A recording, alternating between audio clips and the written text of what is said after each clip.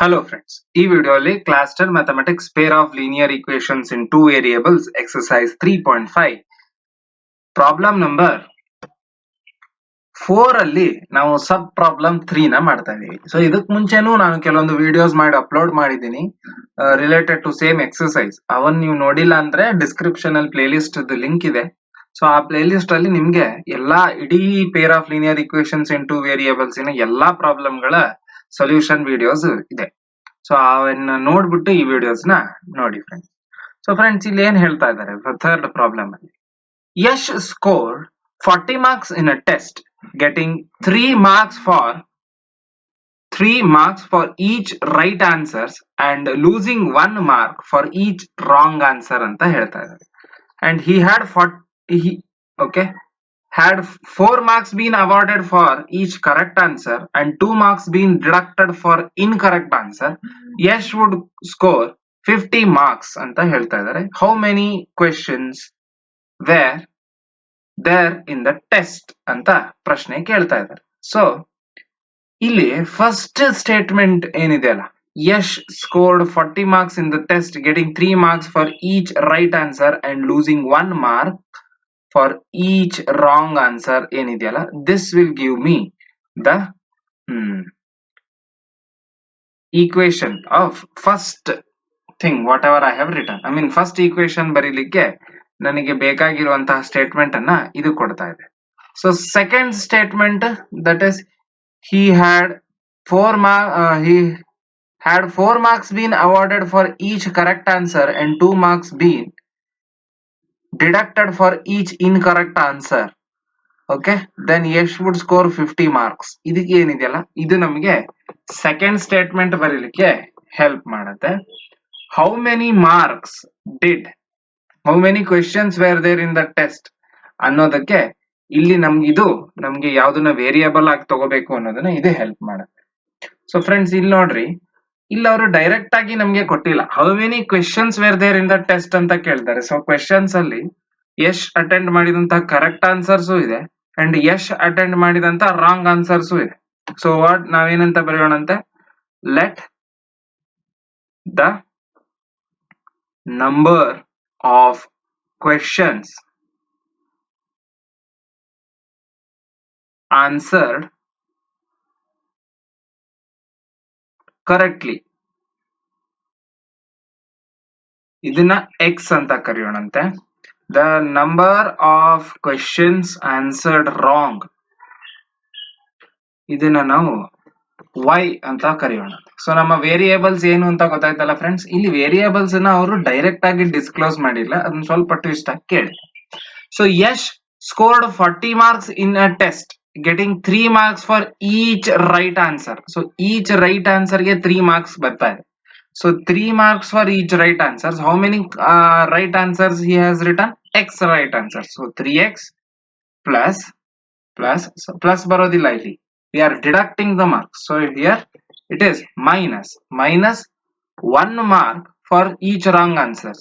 So I am deducting 1 mark for each wrong answers. How many wrong answers I have written? Yash has written y. So y wrong answers Yash ಬರ್ದಿದ್ದಾರೆ. So total ಆಗಿ ಎಷ್ಟು marks ಬಂದಿದೆ ಅವರಿಗೆ? 40 marks ಬಂದಿದೆ ಅಂತ ಹೇಳಿದ್ದಾರೆ. So our 3x minus y is equal to 40 will be my first equation. What will be the second equation? He had 4 marks win, ಅಂದ್ರೆ ಅಕಸ್ಮಾತ್ ಆಗಿ 4 ಮಾರ್ಕ್ಸ್ ನ ಕರೆಕ್ಟ್ ಆನ್ಸರ್ಸ್ ಗೆ ಕೊಟ್ಟು 2 ಮಾರ್ಕ್ಸ್ ನ ರಾಂಗ್ ಆನ್ಸರ್ಸ್ ಗೆ ಡಿಡಕ್ಟ್ ಮಾಡಿದ್ರೆ ಯಶ್ಗೆ 50 ಮಾರ್ಕ್ಸ್ ಬರ್ತಾ ಇತ್ತು ಅಂತ ಹೇಳಿದ್ದಾರೆ. ಅಂದ್ರೆ 4 marks for correct answers and if we subtract 2 marks for all wrong answers, Yash would get how much? 50 marks. So ಇದರಲ್ಲಿ 2 ಕಾಮನ್ ಇದೆ ಫ್ರೆಂಡ್ಸ್. ನಾ ಏನ್ ಮಾಡ್ತೀನಿ, 2 ಹೊರಗಡೆ ತೆಗೆದಾಗ it is 2x minus y is equal to 50 or 2x minus y is equal to 25.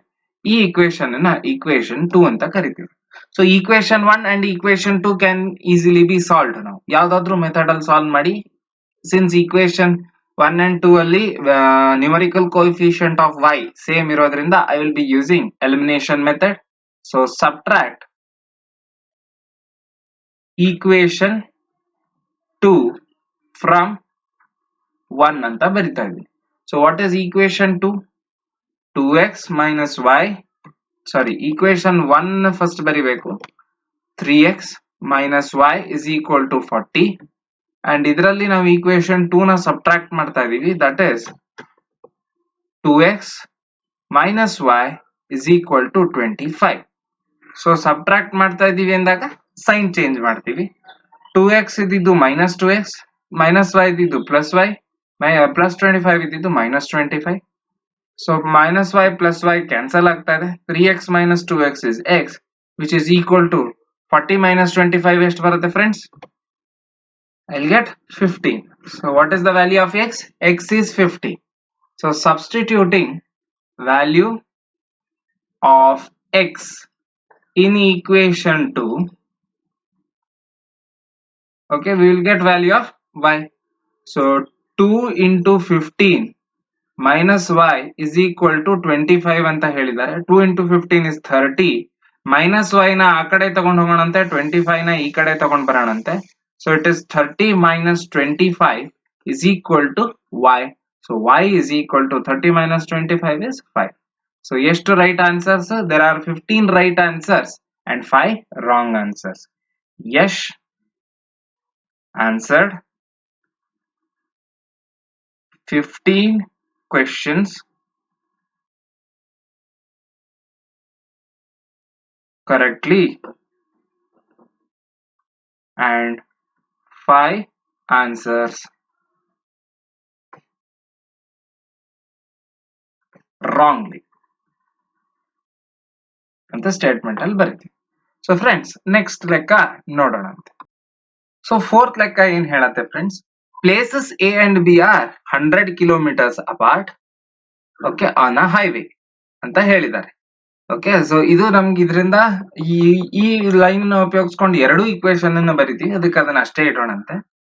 So one car starts from A and another from B ಅಂತ ಹೇಳಿದ್ದಾರೆ. So first car A ಇಂದ start ಆಗ್ತಾ ಇದೆ, ಸೆಕೆಂಡ್ ಕಾರು ಬಿ ಇಂದ start ಆಗ್ತಾ ಇದೆ. If the cars travel in same direction at different speeds they meet in 5 hours ಅನ್ನೋದನ್ನ ಹೇಳಿದ್ದಾರೆ. ಇದಿಷ್ಟು ನಮಗೆ ಫಸ್ಟ್ ಈಕ್ವೇಶನ್ ಬರೀಲಿಕ್ಕೆ ಹೆಲ್ಪ್ ಆಗುತ್ತೆ.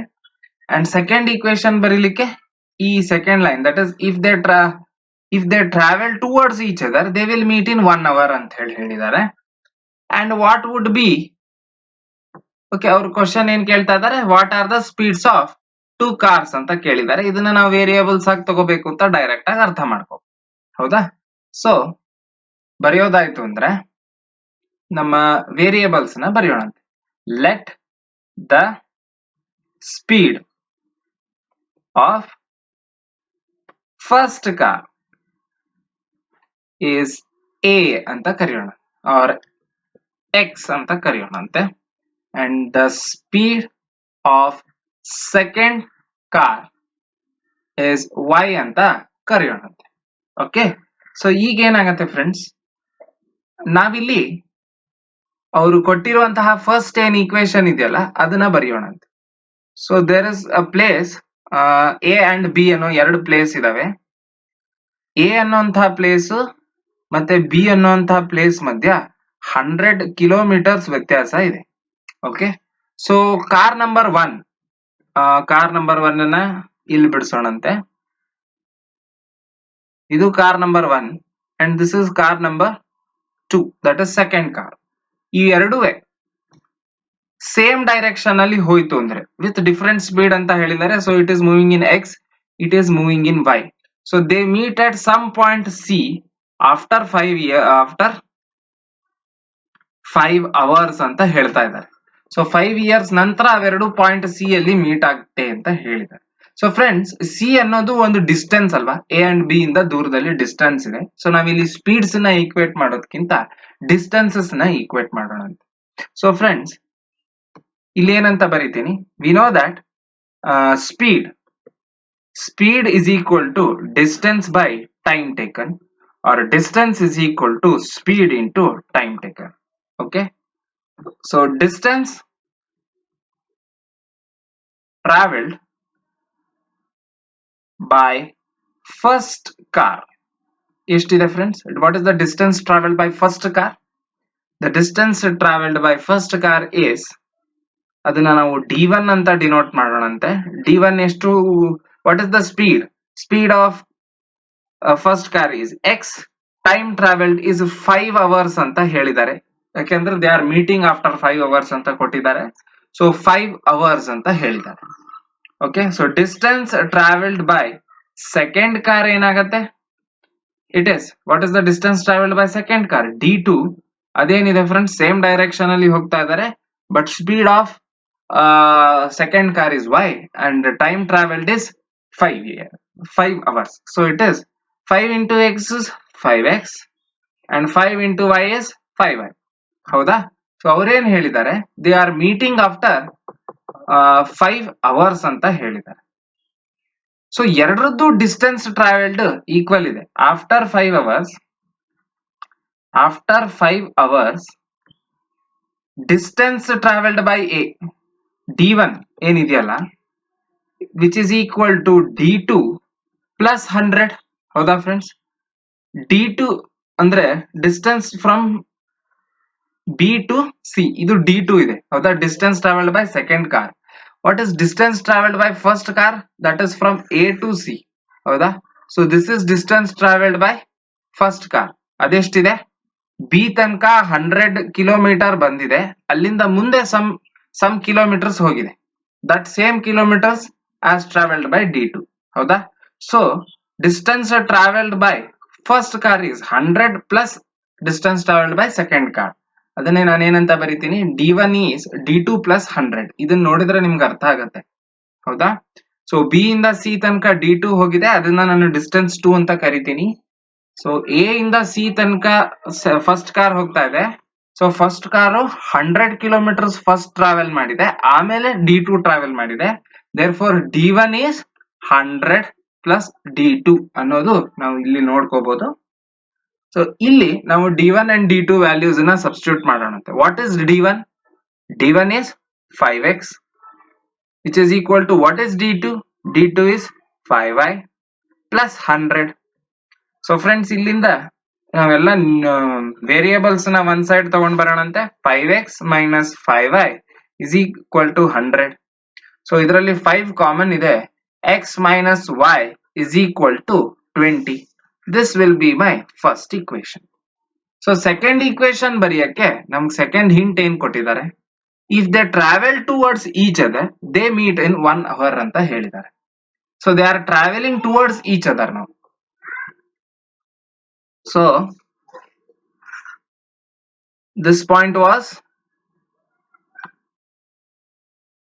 A and this is B. So first car ಎಲ್ಲಿತ್ತು? ಇಲ್ಲಿತ್ತು. ಅಂಡ್ ಸೆಕೆಂಡ್ ಕಾರು ಇಲ್ಲಿತ್ತು. ಈಗ ಏನ್ ಮಾಡಿದ್ದಾರೆ, first car is travelling in this direction with speed x, second car is travelling in this direction with speed y. ಇವೆರಡು ಎಲ್ಲೋ point C ಅಲ್ಲಿ meet ಆಗ್ತಾ ಇದಾವೆ after 1 hour. Okay, so again ಇಲ್ಲೂ ಕೂಡ ನಾವು ಡಿಸ್ಟೆನ್ಸ್ ನೇ ಕ್ಯಾಲ್ಕುಲೇಟ್ ಮಾಡ್ತೀವಿ. d1 in this situation ಏನಾಗತ್ತೆ, d1 is x into time traveled is 1 because distance is speed into time. So d1 distance traveled by first car is speed of first car into time traveled. Speed of first car is x into 1 is time traveled. d2 ಏನಾಗತ್ತೆ, so this distance is d1 ಅಂದ್ರೆ a ಇಂದ c ತನಕ ಇರುವಂತಹ distance d1 ಇದೆ. d2 ಏನಾಗತ್ತೆ, y into 1. ಹೌದಾ? ಅಂದ್ರೆ distance traveled by b is speed of b into time traveled by b. So speed of b y ಇದೆ, time traveled by b is 1. Friends, ಈ figure ನೋಡಿ ನಾವು ನೋಡ್ಕೋಬಹುದು. ಸೊ ದಿಸ್ ಇಸ್ d2 ಅಲ್ವಾ? So ಇದನ್ನ ನೋಡಿ ನಾವು ಏನಂತ ಕಂಡುಹಿಡಿಯಬಹುದು, what is the distance between A and B? A and B ಮಧ್ಯ ಇರುವಂತಹ ಡಿಸ್ಟೆನ್ಸ್ 100 ಕಿಲೋಮೀಟರ್ ಇದೆ. So what is d1 plus d2 ನಾವು? d1 plus d2 is 100 kilometres. ಹೌದಾ? ಸೊ ಇದರಿಂದ ನಮಗೆ ಸೆಕೆಂಡ್ ಈಕ್ವೇಶನ್ ಬರೆಯಕ್ಕೆ ಹೆಲ್ಪ್ ಆಗ್ತಾ ಇದೆ. So what is d1? d1 ಏನಿದೆ, d1 plus d2 is 100 kilometres ಅಂತ ನೋಡಿದ್ವಿ. So d1 is 1 into x, that is x, plus g2 is 1 into y, that is y, which is equal to 100. So ಇದನ್ನ ನಾವು second equation ಅಂತ ಕರಿತಾ ಇದೀವಿ. So friends, ನಮ್ಮ first equation ಇದ್ದಿದ್ದು x minus y is equal to 20. ಇದು ನಮ್ಮ first equation ಇತ್ತು. Second equation x plus y equal to 100 ಇದೆ. Now I am going to solve this by elimination method. ಯಾಕೆ ಅಂದ್ರೆ ಅಗೇನ್ ನೋಡಿ, y ನ ನ್ಯೂಮರಿಕಲ್ ಕೋಎಫಿಷಿಯಂಟ್ಸ್ ಸೇಮ್ ಇದೆ and y is having two different sign. So ನಾನೇನ್ ಮಾಡ್ತೀನಿ, adding equation 2 and 1. So x plus y is equal to 100 and x minus y is equal to 20 ಅಂತ ಹೇಳಿದ್ದಾರೆ. So ಇಲ್ಲಿ ಏನಾಗ್ತಾ ಇದೆ, y gets cancelled. X plus x is 2x, which is equal to 100 plus 20 is 120. X is equal to 60 ಅಂತ ಬರ್ತಾ ಇದೆ. So substituting value of x in ಯಾವ್ದ್ರಲ್ಲಿ, equation ನಿಮಗೆ ಬೇಕಾಗಿರೋದು value of x in equation, let's say 2. Okay, so 60 plus y is equal to 100, or y is equal to 100 minus 60, that is y is equal to 40. So friends, speed of first